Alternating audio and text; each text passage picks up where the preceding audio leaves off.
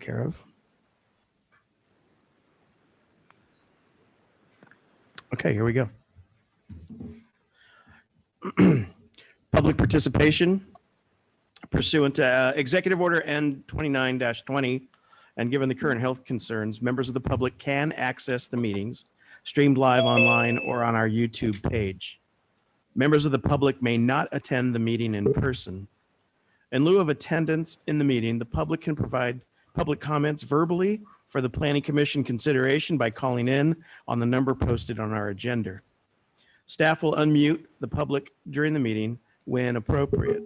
Alternatively, the public can send correspondence to the Planning Commission regarding agenda items by emailing publiccomment@cityofselma.com by 1:00 p.m. the day of the meeting with the subject line, Selma Planning Commission meeting correspondence, item number, and then insert the item number relevant to your comment. Or City of Selma non-agenda item. All correspondence that does not relate to a specific item on the agenda has been made a part of the official record of this meeting and will be referred to the city manager and other staff for the appropriate action or attention. Correspondence that does not relate to a specific item on the agenda will be addressed as appropriate during consideration of the agenda item to which it relates. Contact the city planning building technician with any questions by phoning City Hall at 559-891-2200 or by email using the email referenced above. Good evening and welcome.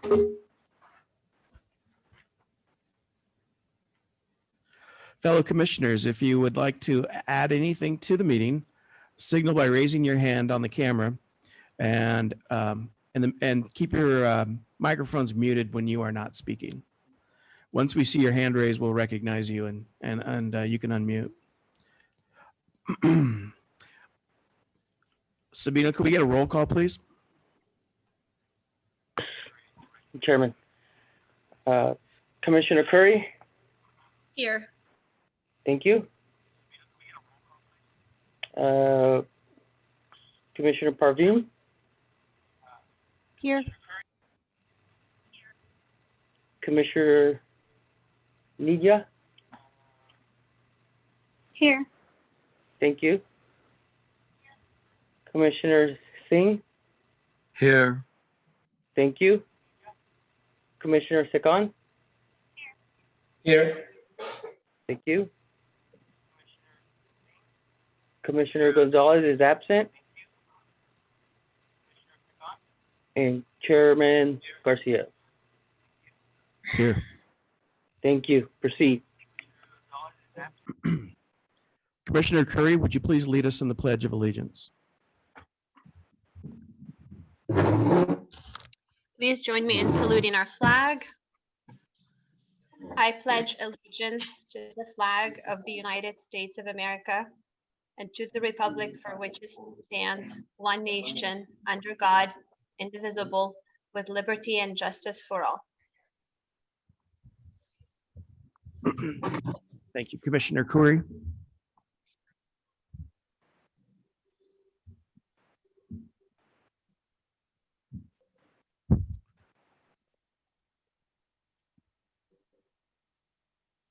And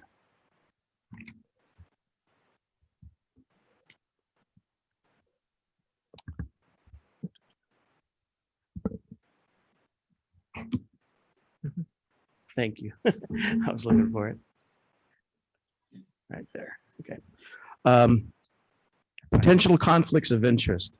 Any commissioner who has potential conflict of interest may now identify the item and recuse themselves from discussing and voting on this matter.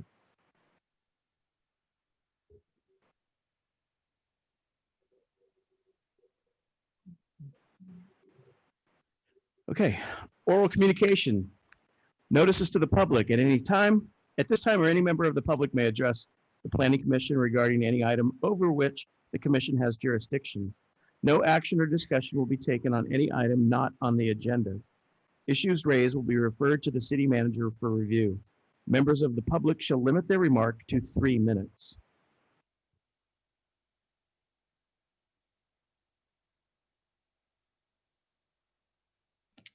I just ask at this time if, Mr. Cayetano, are there any members of the public on the line that might wish to make comment?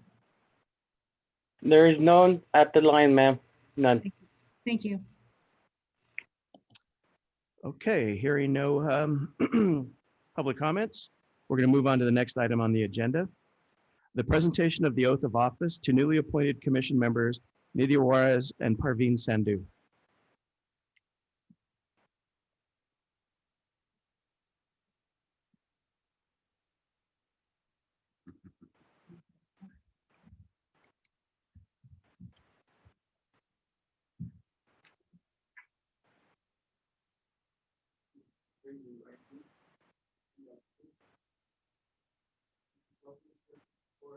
And the Constitution of the United States. United States, which is the state of California against all enemies, foreign and domestic, that you will bear true faith and allegiance to the Constitution of the United States and the Constitution of the state of California. That you take this obligation freely without any mental reservation or purpose of evasion, and that you will faithfully discharge the duties upon which you are about to enter. And we will be doing Mrs. Nidia Juarez at a later date for her signature. Thank you.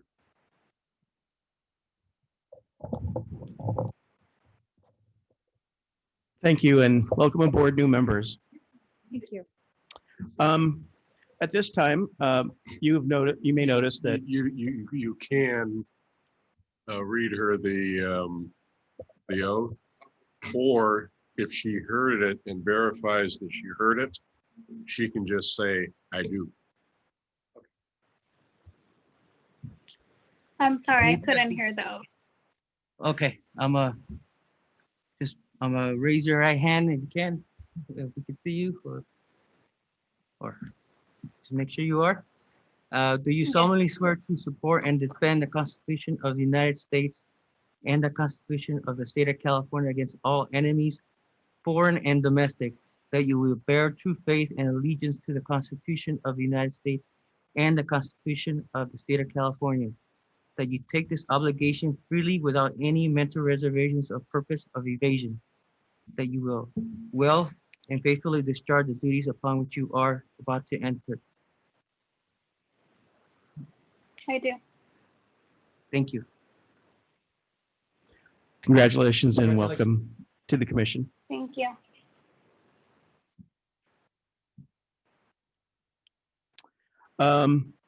As I was saying, you may notice that a couple of members have left the commission and they've been replaced by new members. At this time, we'd like to thank Chairman Nicewander and Commissioner Fedor for their service. Their terms of service expired and the Selma City Council appointed Ms. Juarez and Ms. Sandhu as the new commissioners. Next item on the agenda, which is the Planning Commission reorganization. Okay, so let's start with the chair. Typically what happens is the vice chair he progresses to, or she progresses to the chair position with confirmation from the commissioners. I was the vice chair under Chairman Nicewander, and that's why I'm leading today's meeting. But we can open it up for nominations if anybody would like to either nominate somebody else, or we could go ahead and just affirm that I will be the chairman. I would like to confirm Commissioner Garcia as the new chair for the Planning Commission.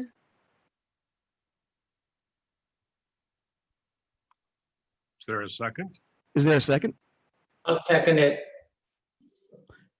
All in favor, say aye. Aye. Aye. Hi. All opposed? Okay, that is passed. Thank you very much. Also, we need to now have a new vice chair. And the vice chair usually, the typical job is for them to take over the meetings when the chairperson is unavailable for that particular meeting. I personally would like to nominate Ram Zakuri for vice chair. Is there a second? Second it. Terrific. All in favor say aye. Aye. Aye. Any opposed? Okay, it passes. Congratulations, Vice Chair Khoury. Thank you.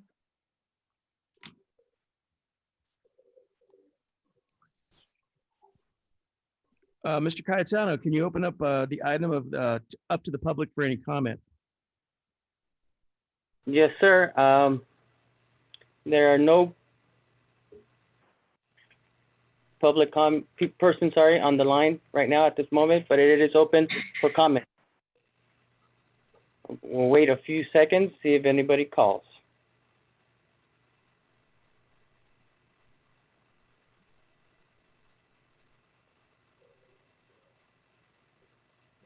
There are no attendees right now or public opinions open right now for calling.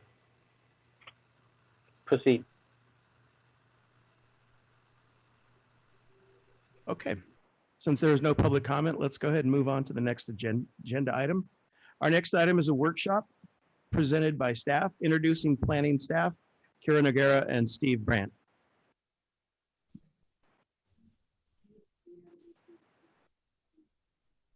You need to share your screen. Way back there.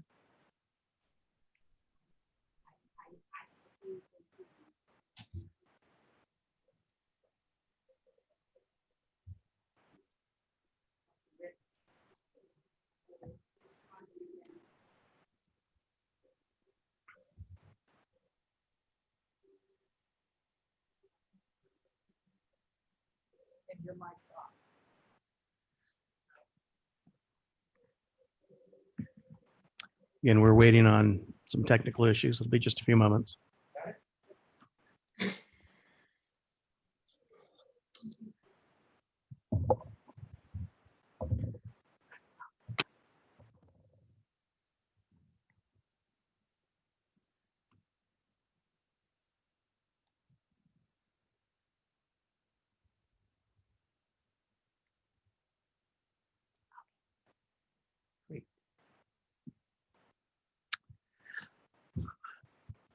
Thank you, Commissioners.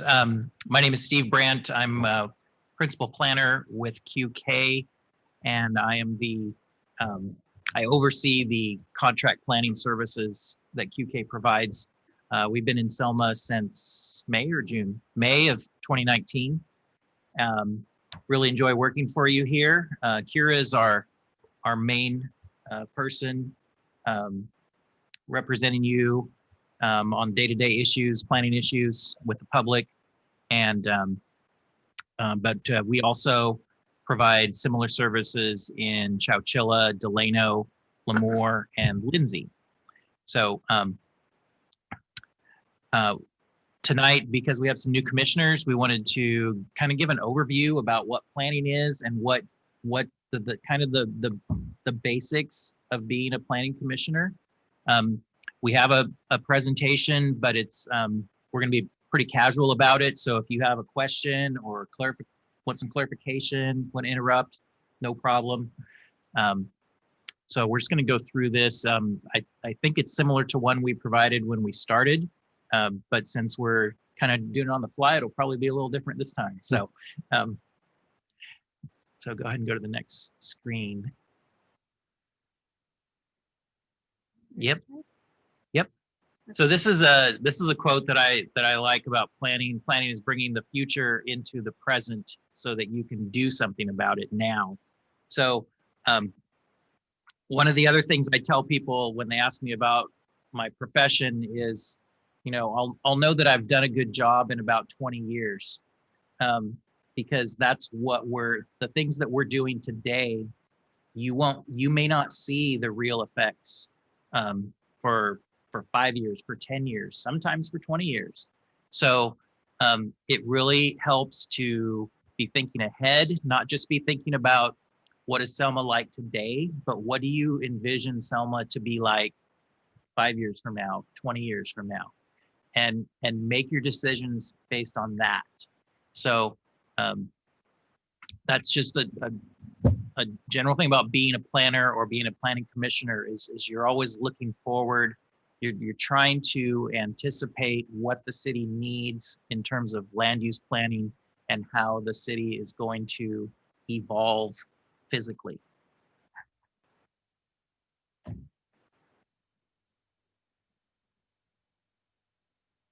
So your role as a planning commissioner, there's really three main roles that you have, and it depends on what type of project is before you that determines what role you're playing at that moment.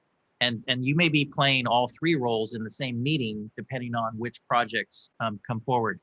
So on development applications, such as conditional use permits or variances, you're the decision maker. The city council has delegated that authority to the planning commission to make decisions on permit applications that are discretionary. Usually these are in the form of conditional use permits, where you're deciding if the use that is being proposed is appropriate for the site that it is being proposed on. And you can do a lot of things with that. You can ask for adjustments. You can put conditions. CURE will likely recommend some standard conditions and on those permits, but really that's a back and forth. It's in a situation where the use may not fit in the particular area or zone unless there's some conditions put in place on how it's developed. So that's the first role. The second role would be if somebody's asking for a change to the general plan or a change to zoning, then you're a recommending body, because those changes can only be made by the city council. So, but those projects will come to you first, and you will make a recommendation on what you think the council should do. And then this CURE will then take that recommendation and present it to the city council when they have their hearing. And then the third one comes up sometimes, and it's just if there's some type of interpretation or clarification, or maybe even there's something that you see that's happening in the city, and you say, you know what, our code says things need to be a certain way, but that's not working for us. Can we talk about, recommending a change in the code to the council? So interpreting the code, clarifying it, those are roles that are not tied to a specific project, but maybe just tied in general to how you see the city evolving and the codes that we have in place now. I just wanted to add that another time that the commission would be a recommending body would also be for annexations. Yes. So there has been a lot of recent interest in that, so that could be coming up in some hearings in the future, near future. And in that case, it would be a recommendation to council. And those items, we legally do need to bring them before the council, so they automatically go to council. In other cases, the decision, when you are the decision maker, that decision ends with you unless it's appealed by either the applicant or a member of the public, and then it would go on to city council. But in those cases where you're a recommending body, they go on to council regardless of whether you recommend approval or denial. It is the city council's ultimate decision that makes the decision. So those are heard before council. Any questions about that? I think that's really important to kind of think that, especially when you're new, as to, okay, item number 5 is a conditional use permit. I'm making a decision on this. Item number 6 is a zone change. Okay, I'm making a recommendation on this item. So just to have an understanding of what your role is on any particular issue. And I also wanted to fill in a little backstory. So myself as the planner, I am evaluating a submittal based upon the requirements of the code. So the conditions of approval that I suggest for that public hearing item are based on what the code says. I usually make a recommendation for approval if it meets the code, and we would recommend denial if it doesn't, if there's an issue that needs to be addressed in the future, such as a change to the code.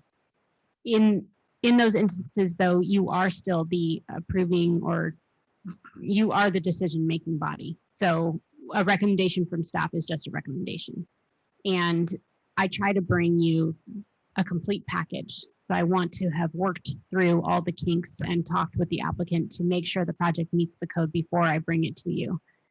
And I would also add that there can be a lot of lead up, to get to that point. So if there are any questions before the hearing, go ahead and contact me ahead of time. If there are some changes that you want to see, that's possible to do at the meeting, but it's also possible to address before the meeting. Any questions from attendees on Zoom? I think that's what Kira said is really important. We try to bring you an objective recommendation, but we recognize this is your town and you need to put your own stamp on it. So if you say, Kira, that I like what you recommended, but I want to change it a little bit and do it this way, that's why you are on the planning commission, because you're the ones making the decision. It's not us making the decision. So you concern yourself mostly with the general plan and building and zoning code. And okay. So my job is non-discretionary. My job is to simply evaluate whether it meets the code or not. The decision-making bodies such as yourself and council, you make discretionary decisions. Okay, great.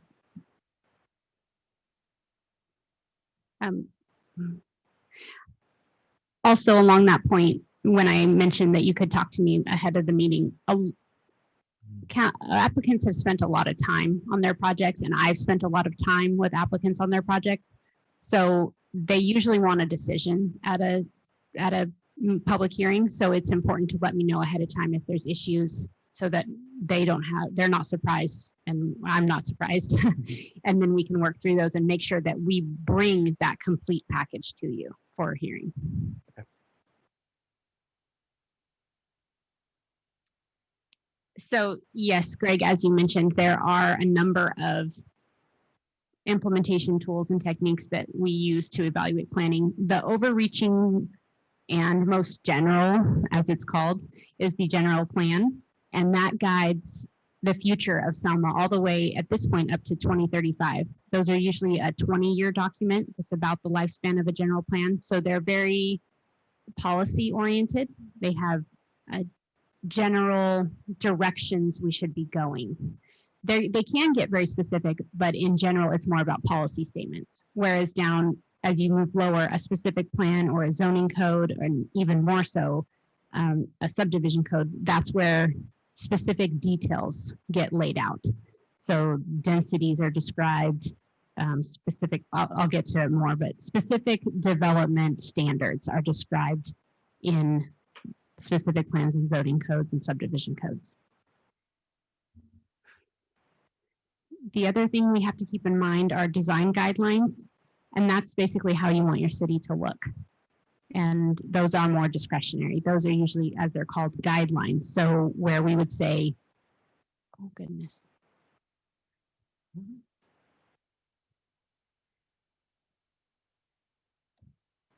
So in guidelines, we say should, whereas in conditions of approval or in zoning codes, you'll see the word shall.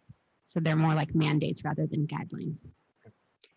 The other thing we have to follow, especially in California, is CEQA, and those are environmental regulations, the California Environmental Quality Act.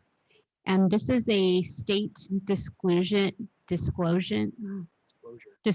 act. There we go. And in that disclosure act, basically, we're just letting everyone, the public especially, know the environmental impacts of a project. So anything that can be mitigated should be, and then by use of mitigation measures. But if an environmental impact report is developed, then we may have, the council in this case would be adopting what's called a statement of overriding considerations. And in that case, we're saying that the environmental impacts are there, but we've chosen that the project has benefits beyond that, and that we want to move forward with the project anyway. But in that, every decision that you make will include a finding for environmental, for CEQA. So it'll either be exempt It'll have a negative declaration, a mitigated negative declaration, or an environmental impact report. The application submittal requirements, that's a big part of my job, and that happens long before we bring it forward to you. Once we have a complete application, then we begin the approval process. So that's step one. Okay, any questions?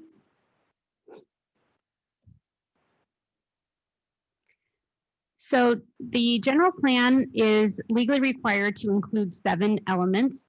They can be combined, other elements can be in there as well, but the overreaching topics need to include housing, land use, circulation, open space and conservation, public facilities and services, public safety, and noise.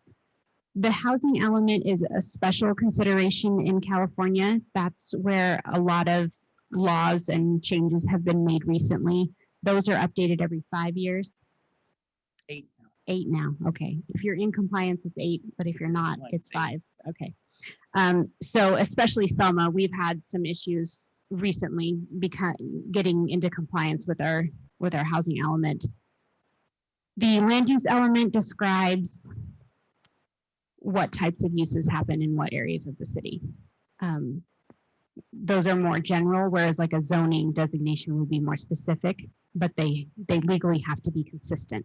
So a land use designation should be consistent with the zoning designation, and there is a document in the general plan that lines out which zoning designations are consistent with which land use designations. Circulation deals with traffic and including not only cars, but also bikes and pedestrians. Open space and conservation are important environmental considerations.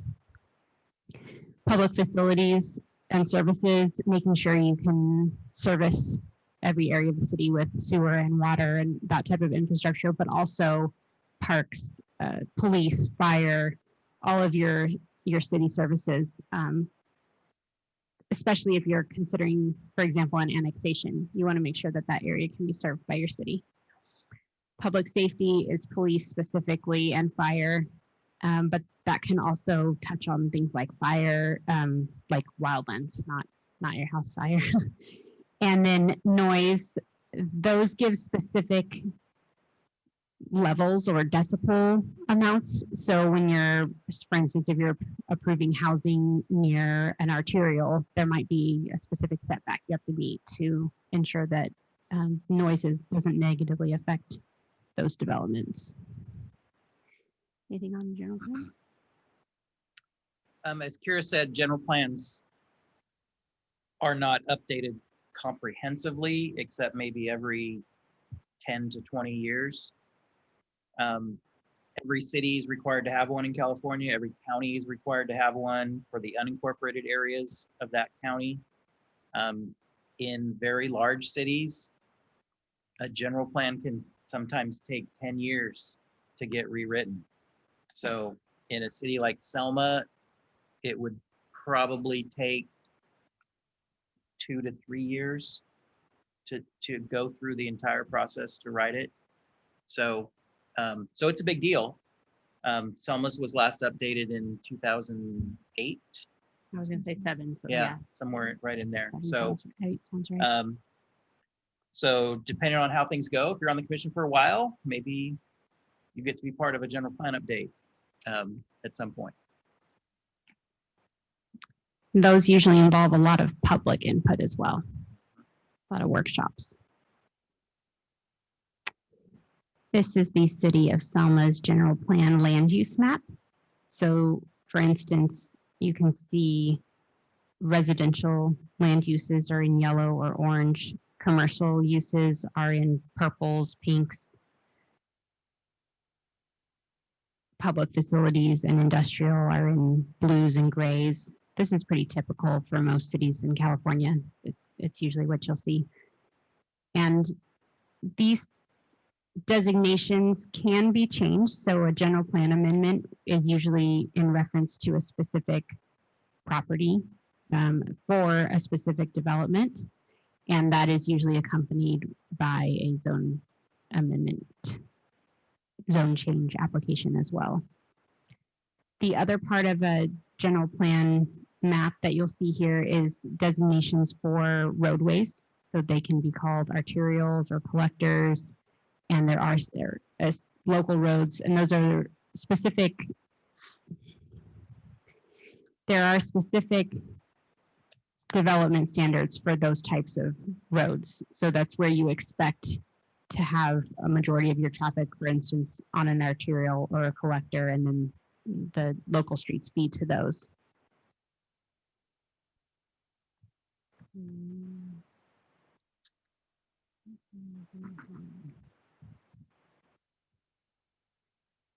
The zoning ordinance is where most of the planning work happens. So the zoning ordinance, it has to be, a project must be consistent with zoning. So if an applicant comes to me with something that's not consistent with zoning, they have to either change the zone of that specific property, or they have to amend the zoning code to change what's allowed in that specific zone or the standards for that zone. Or change the project. Yes, or change their project or move their project. There is an allowance for variances. So a variance can be approved by the Planning Commission. And in that case, it's specific to that property, and there are specific findings that the Planning Commission has to make in order to allow for that variance.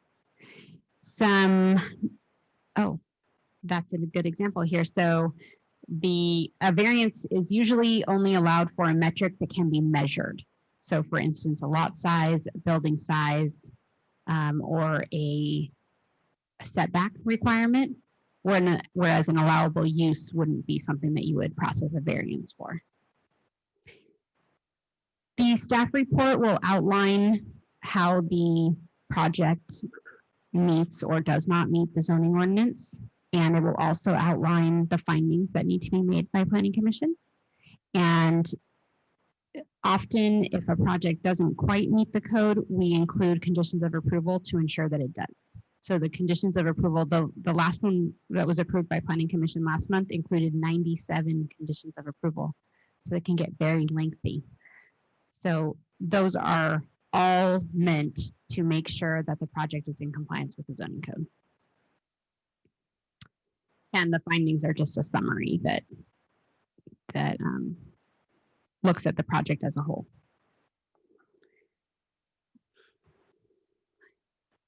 I feel like the zoning code is like a really big thing. Yeah, yeah. Zoning is where we spend most of our time. Mm-hmm. So, oh, we have an example, I think. Yeah. Yeah, so zoning is going to tell you, how close can the building be built to the street? That's the front setback. How close can it be built to the side property line, side setback, or the rear setback? What's the maximum height of the building that it can be? And so you can see there's kind of an envelope, a three-dimensional envelope that the building can be built in, and that's part of what Kira looks at on every project that comes forward is like, is it meeting the envelope? So to pull back and get a little philosophical, this is at least my take on zoning, is you look at a picture like that and you say, why do we need all those things? Well, it's because on three sides there you've got a neighbor. And so my take on it is that setbacks and things like and height limits are so that you can get along with your neighbors, because they know what the code says, you know what the code says. Even if they don't know what the code says, there's a reliance on the code that your neighbor's not going to go build something that's 80 feet tall or right on your property line. That there's a code that protects you, and there's an agreement made citywide that this is how we're going to develop so that we can all, get along a little bit better. It's also the reason for the zoning designation. So you want uses that are compatible with other uses nearby.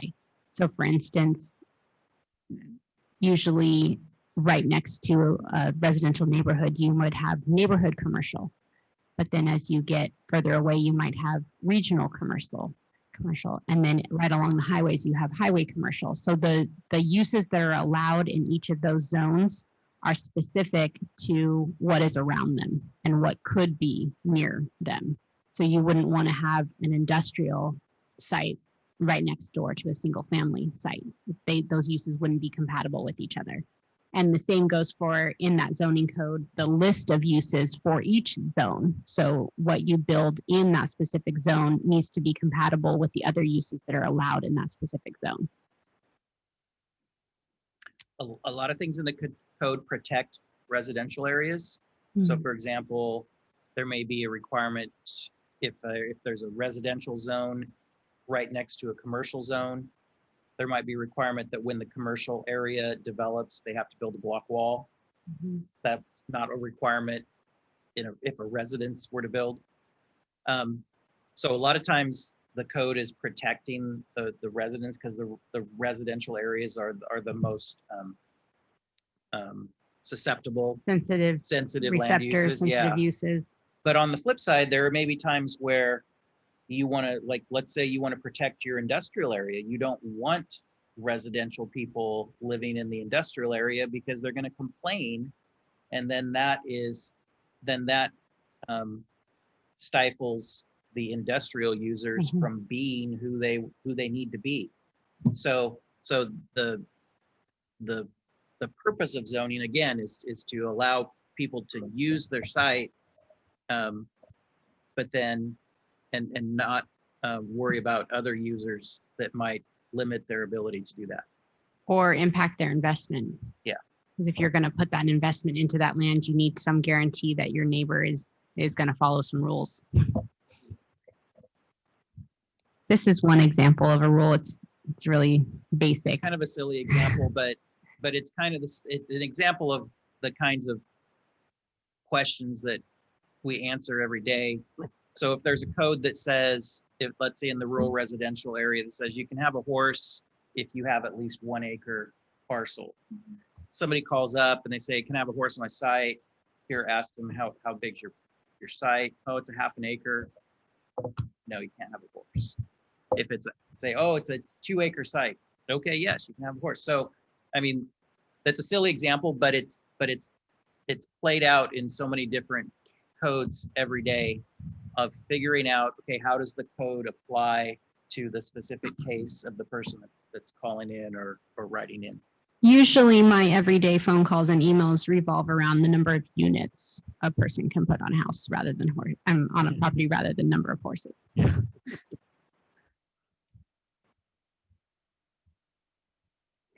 So this is your City of Selma zoning map. It's much like the general plan map where it's designating what types of development can happen in specific areas. The downtown area and freeway areas are more dense and what do you call them? Higher nuisance uses, for example. And then the residential areas are usually you have a low density single family residential. And then as you move out, you would move more towards multifamily or a higher density residential, and then you would move to commercial. And you want to ensure that you have a good mix of parks and open space available within those areas. And you also want to include things such as neighborhood commercials so that people aren't driving all the way across town for things, that you can be more walkable, more sustainable in your neighborhood and have access to all of the things that you not only need, but also desire in each neighborhood.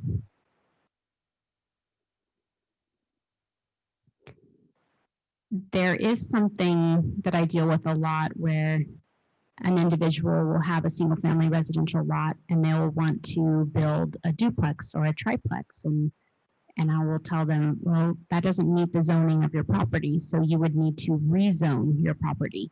But there is something called spot zoning that we want to stay away from. So if I do bring a project forward to you that has a recommendation for denial, that would be the reason why, is because we're saying, why would we put this one multifamily lot in the middle of a low density residential neighborhood? That use might not be compatible with the neighborhood. It might not protect the value of those single family residences in that area. But it is something that I'm finding a lot of, I'm having a lot of inquiries for people. And the state is actually asking us to increase our density all the time. There's a new law this year that you cannot even reduce density. You can only stay where you are or go up. So the state wants us to build more. I can talk about that more at the end. Okay.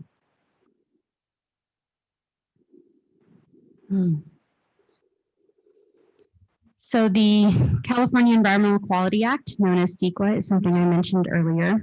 These are all of the environmental impacts that need to be addressed when an initial study is written.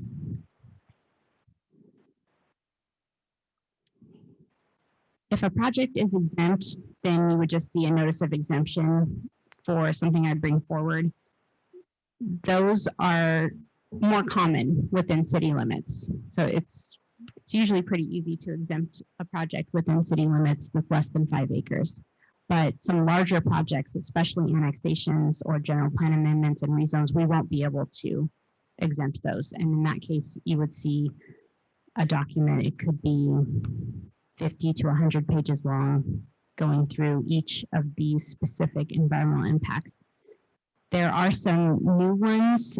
Tribal resources is new.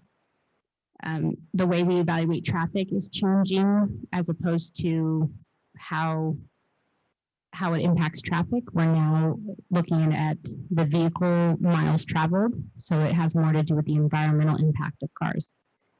And then, especially in the valley, agriculture and air quality are specifically some hot button issues. CEQA is also something that gets litigated. So if someone's against a project, that's usually where they'll go. They'll usually sue on CEQA.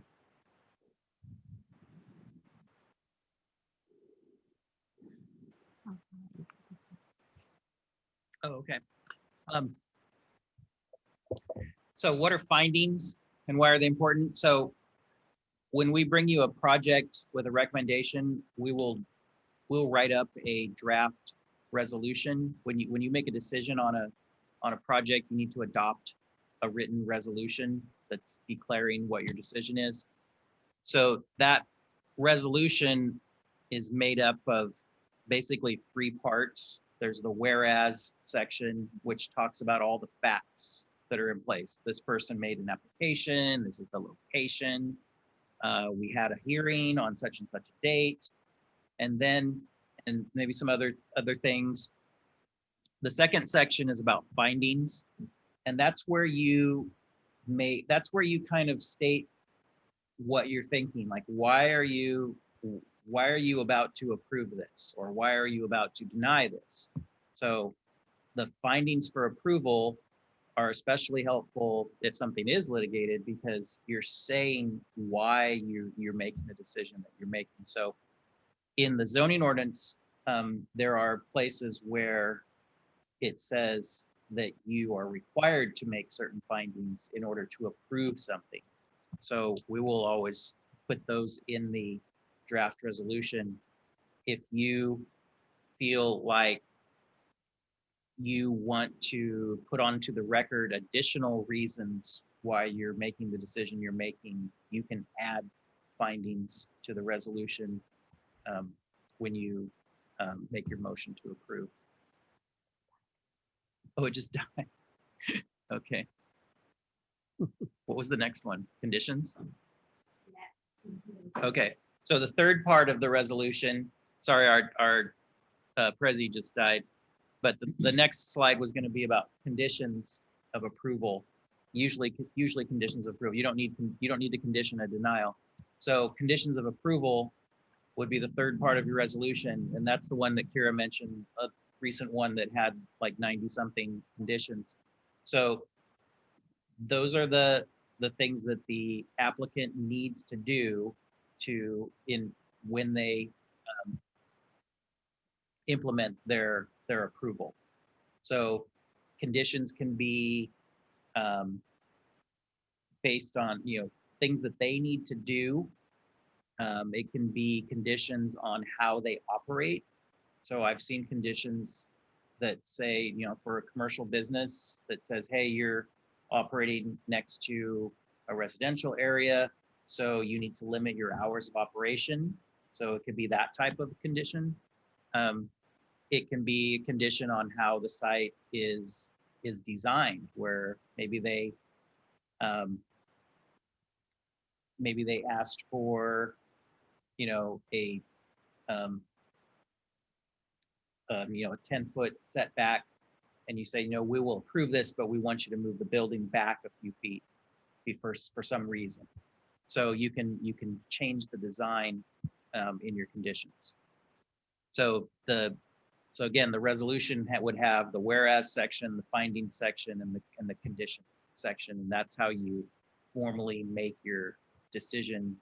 And then we keep a record of all the resolutions, so that if somebody, you know, comes back a few years later, we have a record of what the decision was.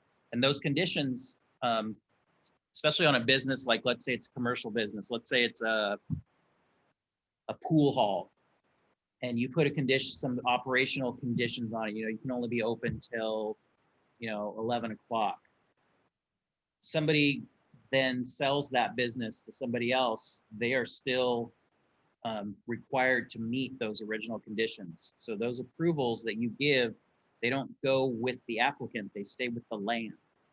So that person can then sell that. And in some cases I've seen developers that they will do all the work to get an approval and then immediately sell that approval to somebody else who actually then will build it. But so that's something to think about when you're thinking, hey, you know, I really want to approve this because this is a good guy and I like him. You know, you got to think beyond that and think, okay, but think about it's the use that you're approving, not the person that you're approving, because the person can change. Do you remember what was next?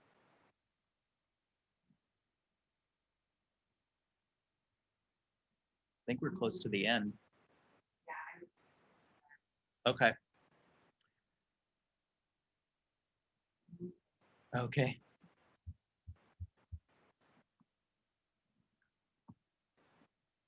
I'll talk about, Kira mentioned, you know, duplexes and triplexes going into single family homes. That's planning has a lot of trends. If they're short trends, I call them fads, but planning has them. And so, for example, before the recession, there was a lot of building activity and it was going really fast. And there was a trend to try to slow it down. Like people were saying, hey, this is going too fast. We're not comfortable with this. And so you heard phrases like, well, we want smart growth, or we want, or some people say we want no slow growth.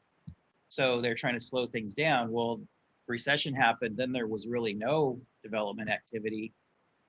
And people stopped talking about smart growth. They didn't need to talk about it anymore. So the trend that I would say is happening right now is the trend to push for more housing. The state is putting a lot of pressure on cities to approve housing. They require that any housing projects that are denied have to be reported to them. So they're keeping track. I don't know what they're going to do with that information, but they're keeping track. And they're requiring cities to change their zoning ordinances to make it easier to build housing and different types of housing. So a big change that happened last year is that they really loosened up the requirements for what are called accessory dwelling units. So that would be the slang phrases for that you may have heard are granny flats, mother-in-law quarters, just any type of small residence that's, you know, maybe in the back, or maybe it's attached to the main house. that is a separate dwelling unit from the main dwelling unit. So these accessory dwelling units are, we're starting to call them ADUs now. They used to require, or it used to be that cities could say, well, you can build that, but the property owner has to live in one of the two residences, either the main one or the accessory one. Well, the state said, no, you can't require that anymore. So for now, we don't ask that question anymore. So in effect, both units could be rented out.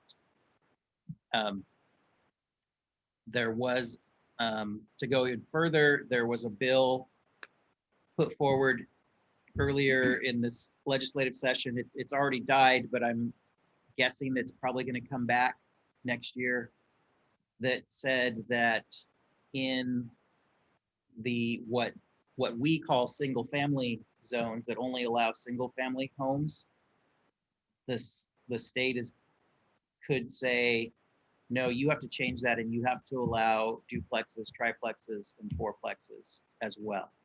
So there really won't be a single family zone anymore in California. Like I said, that was proposed this past spring and it didn't survive. I think it's going to come back because a very similar code was just approved in the city of Portland. So it's starting to be adopted, and it could change a lot of things. It could make a lot of people upset. It's a big change, and we'll just have to see where that goes.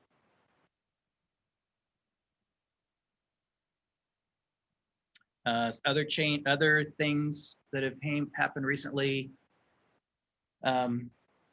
with requirements to landscape standards on how a site is landscaped. There was a big state law change about 5 years ago. It's called the Model Water Efficiency Landscape Ordinance. So the acronym is MWELO.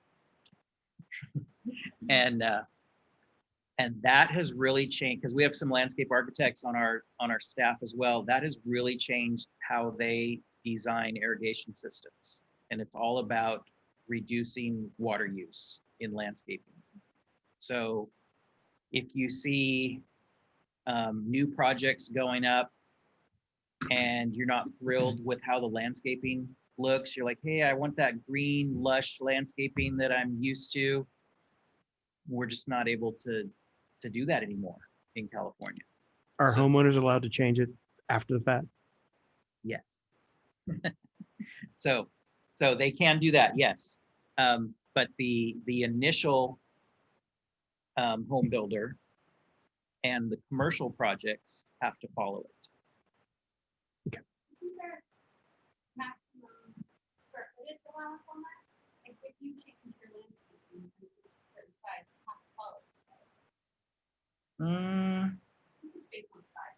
It might be based on size, but at the same time, it's not like we're going to go around and watch you as you're doing, maintenance on your yard.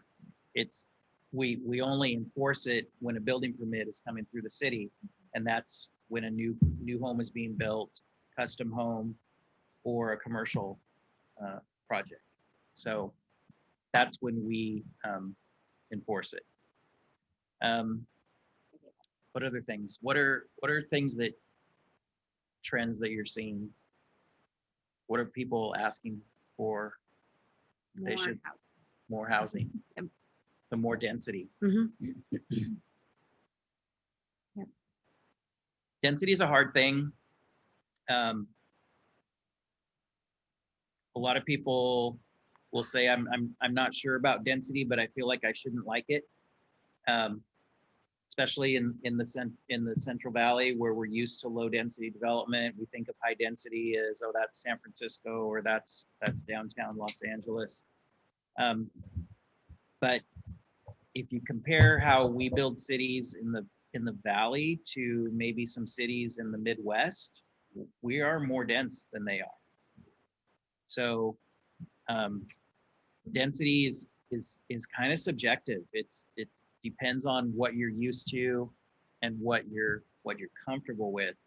But again, that's a trend that we're seeing as the state, pushing cities for more density. The theory behind that is that that's a more efficient way to provide services. It doesn't take up as much open space or agricultural land, and it encourages more public transit than everybody using their own car. So there's reasons behind it. Also, housing affordability, And affordability. because the yes. more houses there are, then the less expensive the ones that we have are. So you can agree or disagree with some of those reasons, but that's the trend. That's kind of what's happening in the planning world right now is that's push for greater density.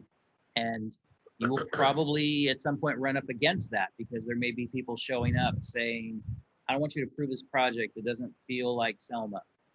And you have to make that decision. And again, be thinking about, okay, I can't just think about Selma today. I need to be thinking about Selma 10 years, 20 years from now. And so sometimes those are tough decisions to make. So our general plan currently has like lot size, will we be receiving projects where they ask for smaller lot sizes? Is that one of the things that we're going to be voting on? Smaller than typical. Yes, so at this time, your smallest zone designation is an R17, and that's a 7,000 square foot lot. The R2 allows for a 5,000 square foot lot, but these days 7 is the max you're going to see. Most maps that come across my desk are 5,000 square foot lots. So that's a lot smaller than what you were used to. If you go into an older neighborhood in the valley, you'll find lots that are up to 10,000 square feet. So when the newer, but I mean, you guys see this in your everyday life. When you drive around in the newer neighborhoods, you see everything is much closer together. Those streets aren't as wide. The backyards are smaller, the front yards are smaller, and that's just all a matter of lot size, a matter of density. Do we have any neighborhoods? Some of it's the market, and some of it is the push from the state that then gets Most of the put into our developers, ordinances. yeah, most of the developers will say it's the market, but I don't know. My parents lived in a neighborhood that had no sidewalks. Have those been showing up in Selma? I haven't seen a proposal for that in Selma. I did in Fresno. That was actually in their new code that they adopted in 2015, removed the requirement for sidewalks in some neighborhoods. Sometimes they would just require it on one side of the road. And that might be for ADA laws. But I mean, there are, in Fresno even, there are 0 lot line developments where you have one side yard and a backyard. And those are usually done with a PUD, a planned unit development. So when you go real high density or get rid of things like sidewalks, that's how they do it usually. That's how they would do it in Selma. And that would come before you. Okay. Yeah, planned unit development would come before you. I did have in my notes here a couple things. We mentioned a lot of the entitlements that do come before you, but I wanted to fill you guys in on what I do that are non-discretionary.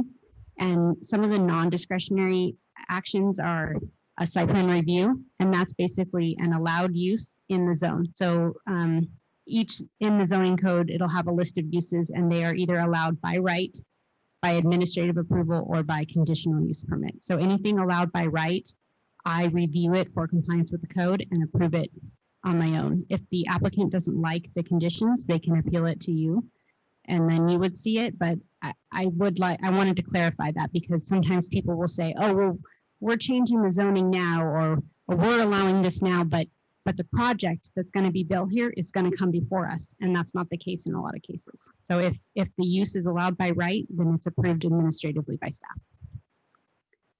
The other things I look at are sign codes. I review building permit applications to make sure they comply with the code, or conditions of approval that you guys have you've already gone through.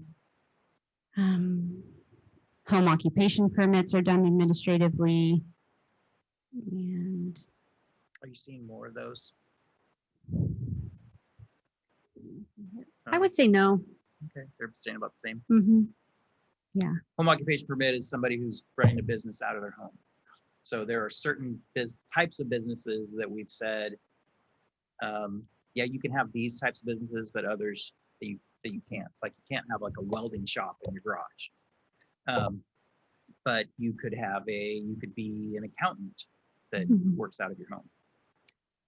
And then the other thing we wanted to touch on, we wanted Neil to touch on the Brown Act. So we could give a general overview of it, but if you'd prefer to do that. Okay. I'm game.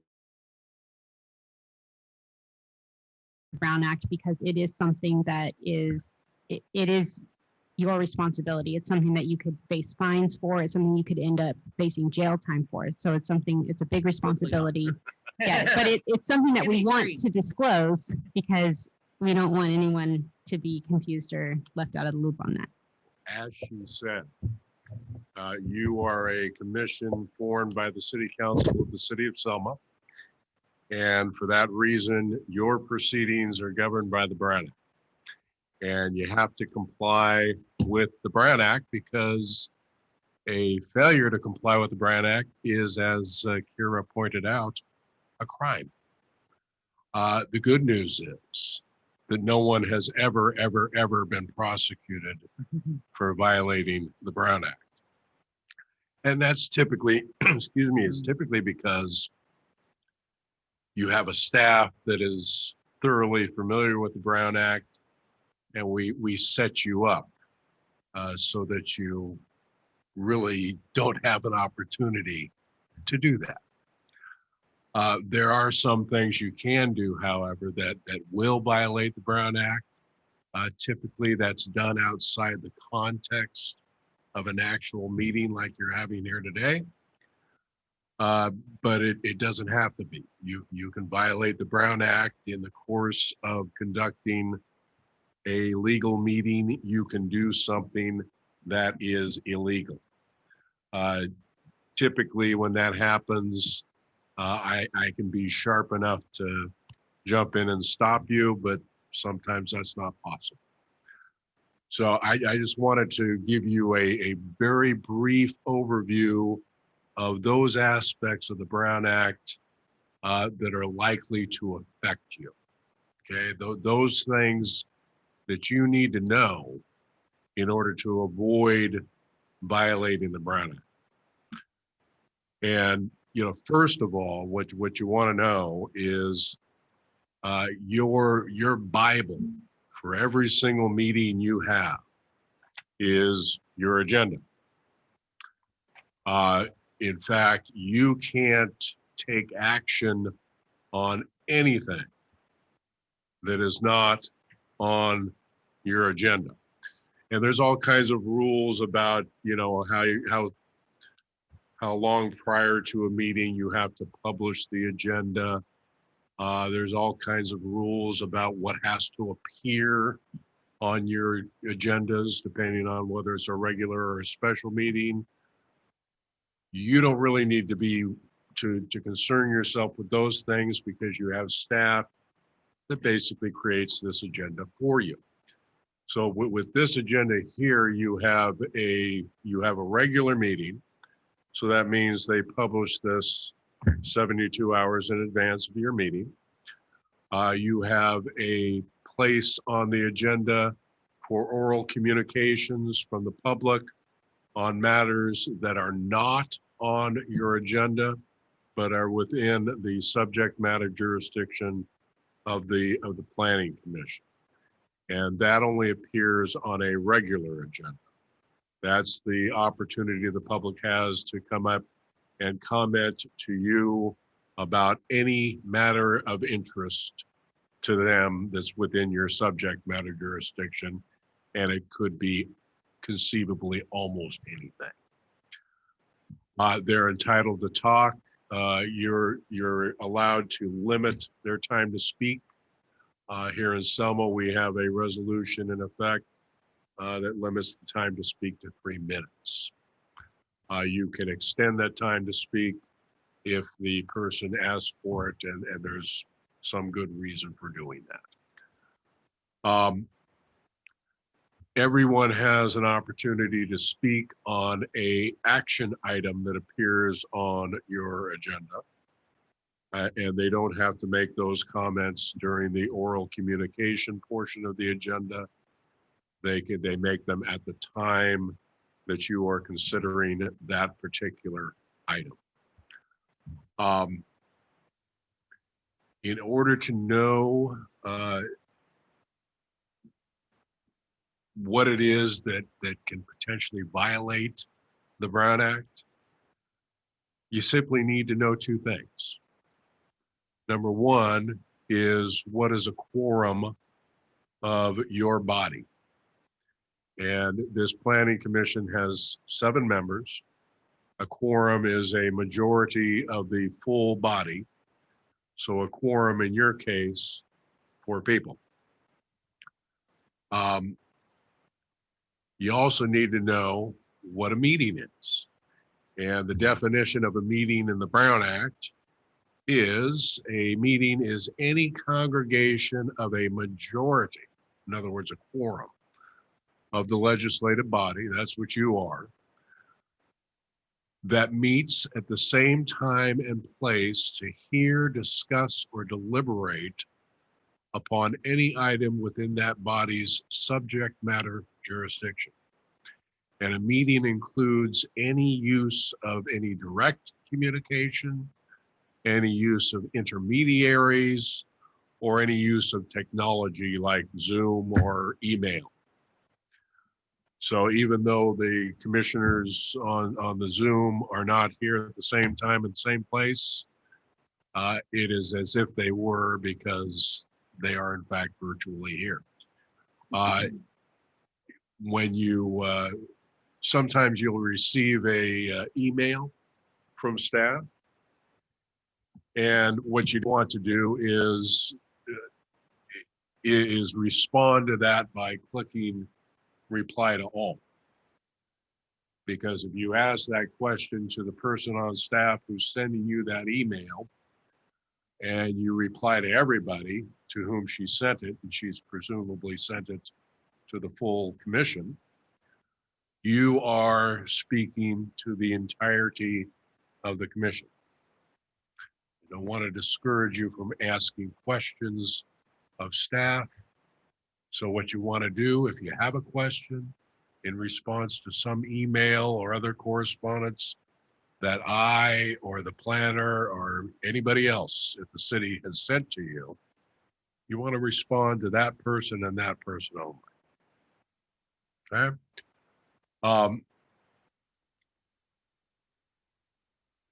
There are essentially a couple of different ways that you can violate the Brown Act outside the context of a meeting. And it doesn't require you to be in the same place at the same time. And so the definition of a meeting in that sense is a little bit misleading, because you can have what we refer to as a serial meeting.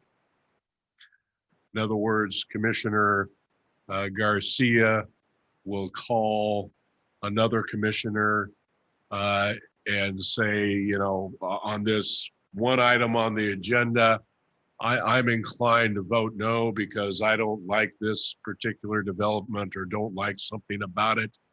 And the two of you discuss it, and you agree between yourselves, let's say, that you're going to vote no on this. Well, if the commissioner that you just spoke to picks up the phone and talks to Commissioner B and does the same thing essentially, and then that person calls up the next commissioner and does the same thing, all of a sudden you've got a serial meeting, because there are 4 of you that have discussed, deliberated, and actually decided on, in my example, an action to be taken by the planning commission. That's the most common way in which the Brown Act is violated. You can do it in a different way as well. You could have Commissioner Garcia could be the ringleader, so to speak, and he calls Commissioner A, B, and C and discusses with each of them this particular item on the agenda or item that is expected to come before the Planning Commission, and you folks deliberate on it. It doesn't matter if you make a decision or not. It doesn't matter if you stick to the decision that you made, if you made one, when you ultimately show up at the meeting. By doing that, by having that discussion that involves a complete majority of the Planning Commission, 4 people, you're violating the Brown Act because you're having what we call a hub meeting. The other way the Brown Act is typically violated is that you will discuss, deliberate on, hear, and actually sometimes take action on matters that aren't on the agenda. That's very rare because you always have an attorney here. And when I see that sort of thing occurring, I will stop you. I don't mean to be rude.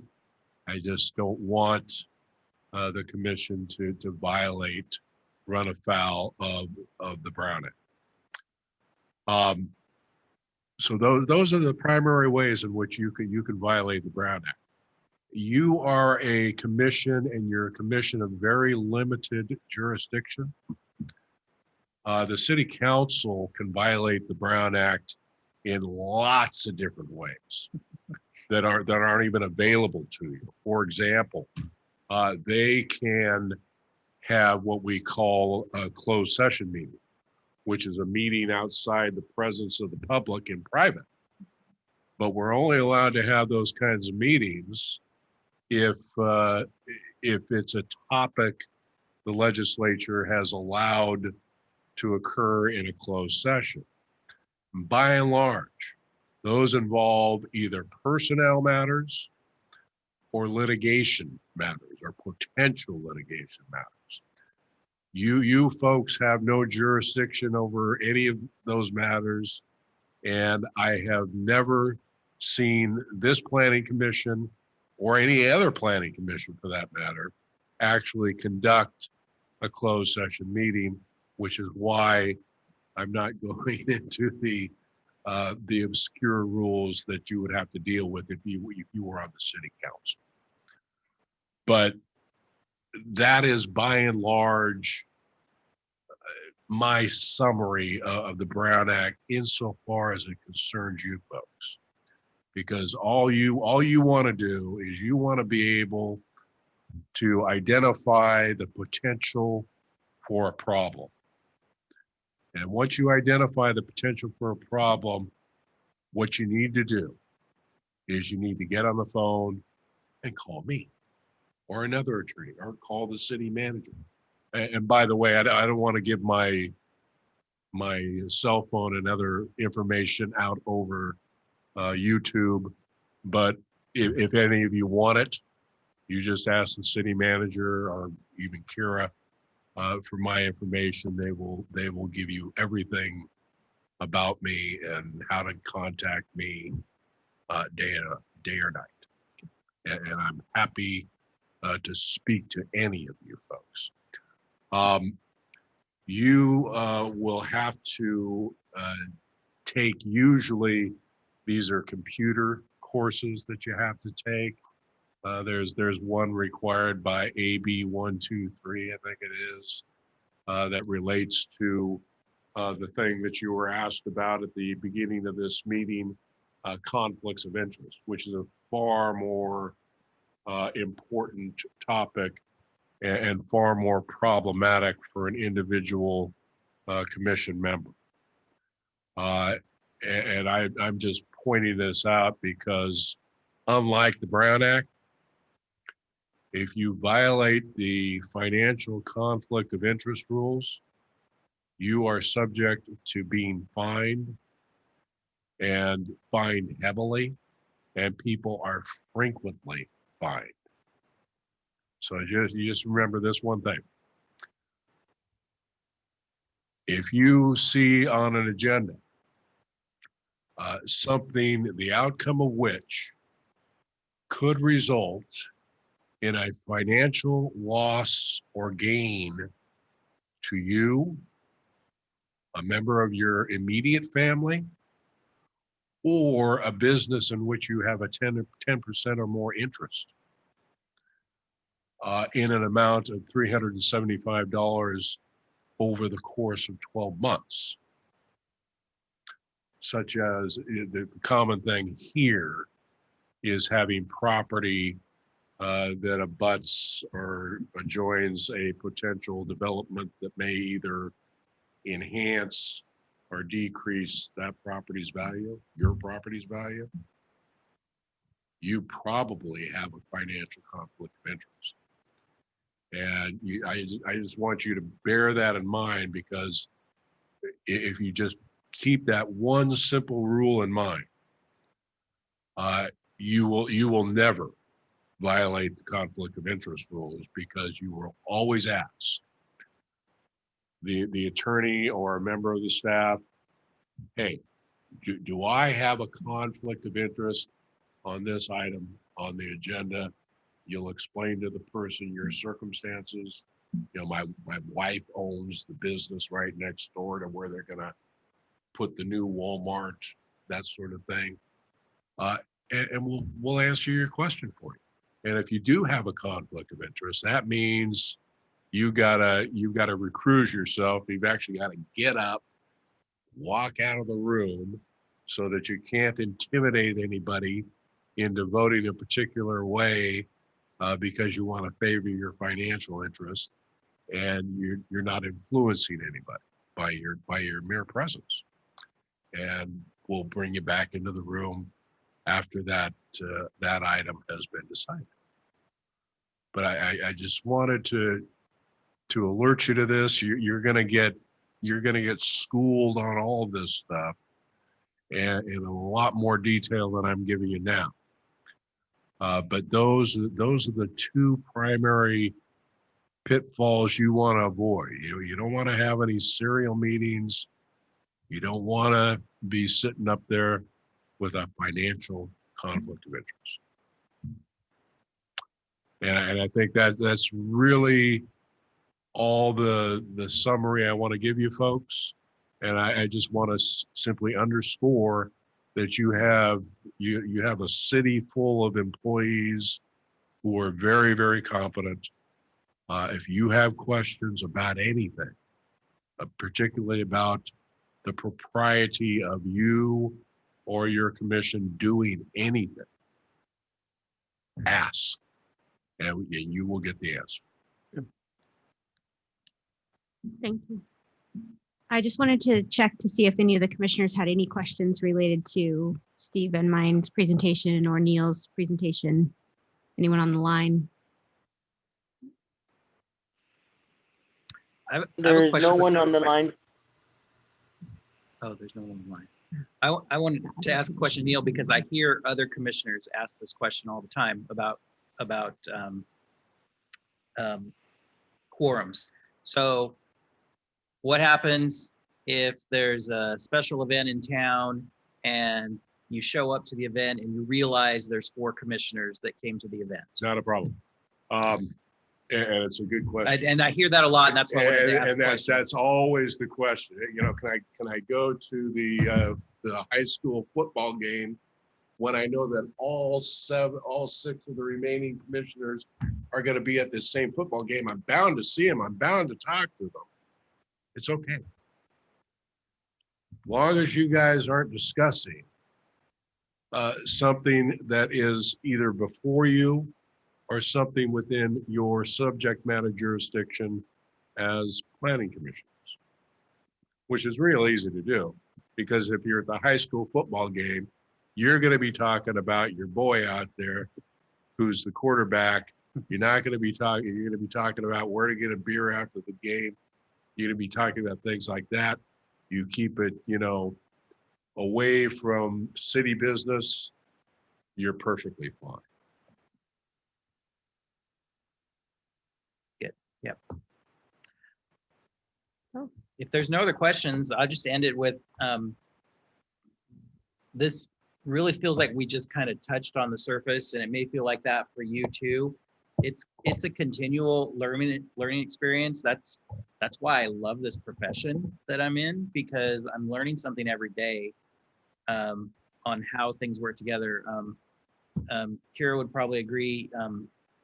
You have to really be a generalist to be a city planner, because you're gathering all of the information from other specialists and you're putting it together into a project. So she's continually talking to the engineering department, the building department, members of the public, Other agencies. the county, LAFCO, which handles annexations, Caltrans.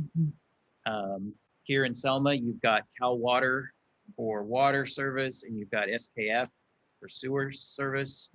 So continually dealing with all of those different departments and agencies to try to put a project together. And it's a challenge, but it's a fun challenge. We also mentioned when we were prepping for this, that in some cities it's very common, in other cities it's not, where I'm going to let Neil interject if he needs to. You as a commissioner can meet with a developer. So if a developer wants to talk to you about their project, then you can meet one-on-one with them to talk about your project. So Sabino has all of your contact information. You can choose whether that's something you want to share or not. I think the contact information might be public. There is at least a public email that someone could reach out, but you don't have to meet with them. It's up to you if you choose to meet with them or not. Same goes with staff. If you have any question before the hearing, if you want to talk with me about it, I can meet with you one-on-one. I can't bring in multiple commissioners. We can't all sit down together, but I can talk to you one-on-one about any questions or any specific issues you have with something that's on the agenda. Alrighty, I'd like to thank our presenters tonight for the workshop. Very informative, much appreciated. Now we're going to move on to oral communications. Notice to the public at this time, if any member of the public would like to, they may address the Planning Commission regarding any item over which the commission has jurisdiction. No action or discussion will be taken on any item not on the agenda. Issues raised will be referred to the city manager for review. Members of the public shall limit their remarks to 3 minutes.